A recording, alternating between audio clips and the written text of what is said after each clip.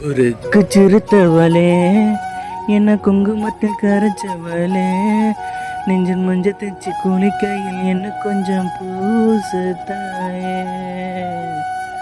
உன் கொலுசுக்கு மணியாக என்ன கொஞ்சம் மாத்து தாயே. எடி என்ன பண்ணுற, எப்படி இருக்க, நல்லா இருக்கியா? இன்றைக்கி நாள் வந்து என்னென்னா, இன்றைக்கி அந்த கேம்ப் வச்சாங்க, மெடிக்கல் கேம்ப்பு.